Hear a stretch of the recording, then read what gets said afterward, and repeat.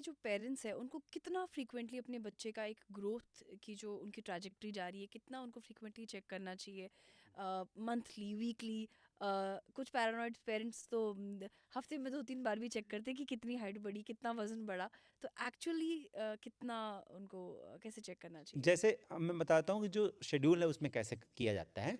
बहुत ज़्यादा परेशान नहीं होना है। अगर आपके बच्चे की ग्रोथ रेगुलर है तो परेशान होना ही नहीं है। जन्म के टाइम पे हम डॉक्यूमेंट कर लेते हैं, बच्चे की पहली वेट चेक कर लेते हैं कि बर्थ के समय में कितना हुआ। उसके बाद 1 वीक में एक बार और चेक कर लिया जाता है। उसके बाद जनरली जो होता है कि जब आप वैक्सीन लगाने जाते हो 6 वीक्स में, 10 वीक में, 14 वीक में हम डॉक्यूमेंट करते हैं। फिर 6 महीने पे, 9 महीने पे, 12 महीने पे, ठीक है।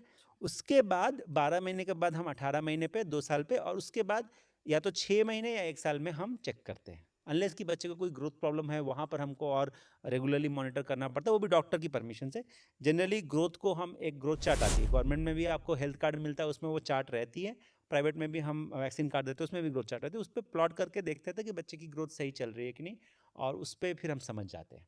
ओके डॉक्टर, अब ये तो आपने सारे सवालों का जवाब दे दिया हाइट और वेट को लेके। अब हमारी मदर्स के लिए और फादर्स के लिए भी आप 3 सबसे ज़रूरी चीज़ें बताइए जो हमें दिमाग में रखनी चाहिए अपने बच्चे की ग्रोथ को लेके। सबसे पहली चीज़ तो ये है कि बहुत ज़्यादा परेशान नहीं होना है। हर बच्चे का वजन या हाइट एक बराबर नहीं होगा।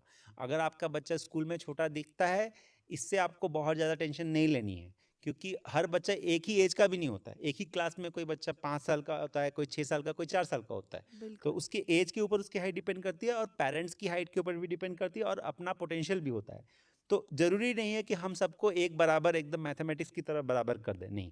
हर बच्चे की अपनी पोटेंशियल होती है। तो आपको अपना ग्रोथ चार्ट देखना है, डॉक्टर से बात करनी है। अगर डॉक्टर बोल रहे हैं कि हाइट ठीक है, वेट ठीक है, तो हर एक की बात सुन के कि आपका बच्चा छोटा दिख रहा है, टेंशन नहीं लेना। और दूसरी चीज़ है कि बच्चे का मोटा होना ही उसके हेल्दी होने का मापदंड नहीं है।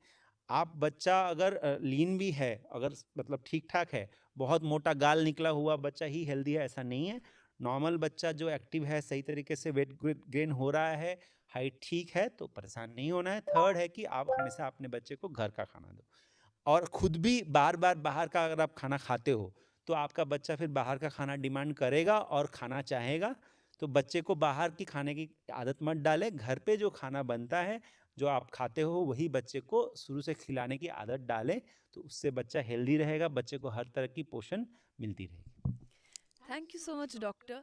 तो मदर्स, ये थी सबसे इम्पॉर्टेंट बातें जो आपको ध्यान में रखनी चाहिए अपने बच्चे की हाइट और वेट को लेके।